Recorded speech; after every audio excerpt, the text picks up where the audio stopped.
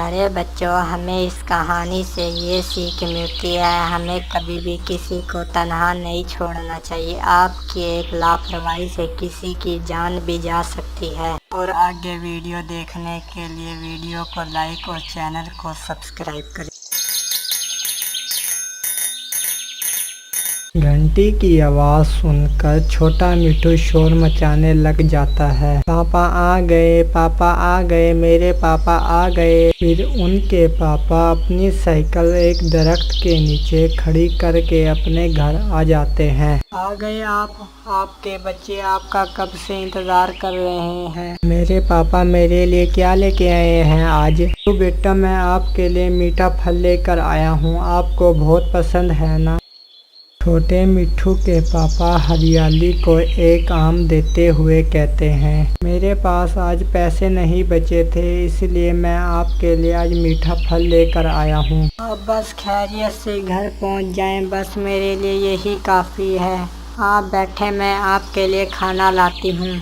और फिर मिट्ठू के पापा और बाकी सब खाना खाते हैं। और फिर हर रोज़ की तरह मिट्ठू के पापा अपनी साइकिल सीधी करते हैं और काम पर जाने की तैयारी करते हैं। और फिर हर रोज़ की तरह मिट्ठू के पापा अपनी साइकिल सीधी करते हैं और काम पर जाने की तैयारी करते हैं। छोटा मिट्ठू और उसकी मामा दरवाजे पर खड़े थे।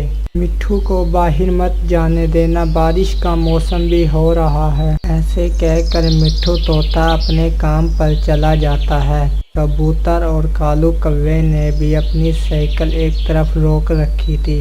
वो अपना कुल्हाड़ा उठाकर किसी सूखे दरख्त की तरफ निकलते हैं। मिट्ठू मिट्ठू इधर आ जाओ, यहाँ बहुत से सूखे दरख्त हैं। कालू कबूतर और मिट्ठू तोता सब सूखे दरख्त की लकड़ियाँ काट कर बेचते थे। वो तीनों दोस्त थे। वो सारा दिन मेहनत से काम करते थे और फिर शाम को अपनी अपनी लकड़ियाँ साइकिल पर बांध कर चले जाते थे।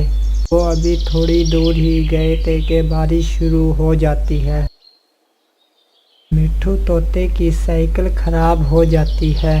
ये देखकर कबूतर मिट्ठू तोते की मदद करना चाहता था, लेकिन कालू कौवे के बार बार कहने पर मिट्ठू की मदद नहीं करता और फिर दोनों दोस्त वहाँ से चले जाते हैं। ऐसे दोस्त हैं मेरे मुश्किल वक्त में मेरे काम ही नहीं आए। ऐसे कहते हुए मिट्ठू तोता एक दरख्त के नीचे रुक जाता है। उसे क्या पता था वो दरख्त तो बहुत कमज़ोर है। मुझे जल्दी जल्दी घर जाना चाहिए, मेरा बच्चा मेरा इंतज़ार कर रहा होगा। ऐसे कहकर मिट्ठू तोता जैसे ही वहाँ से जाने लगता है, वो दरख्त तो मिट्ठू तोते के ऊपर गिर जाता है। मौके पर ही मिट्ठू तोता मर जाता है।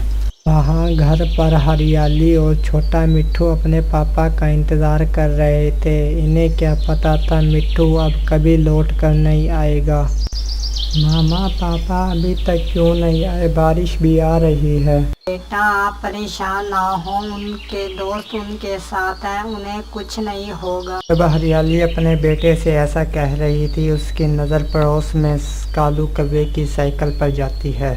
मिट्ठू बेटा, आप घर पर ही रहें, मैं कौवे अंकल से पूछ कर आती हूँ आपके पापा क्यों नहीं आए अभी तक। फिर हरियाली कालू कौवे के पास जाती है। उसकी साइकिल खराब हो गई थी, हम उसे रास्ते में ही छोड़ कर आ गए। कालू भैया, दोस्त अपने दोस्तों को ऐसे रास्ते में नहीं छोड़ कर आते हैं। ऐसा कहकर हरियाली अपने पति को ढूंढने के लिए जाती है। जैसे ही वो थोड़ी दूर जाती है, वो देखती है मिट्ठू तोता तो खून में लथपथ पड़ा है। हरियाली उसके पास जाती है। ओ मिट्ठू जी, उठो, आपका बेटा आपका इंतजार कर रहा है। हरियाली को अपने मिट्ठू बेटे की फिक्र सताई जा रही थी। वो मिट्ठू को छोड़कर वापस घर की तरफ चली जाती है।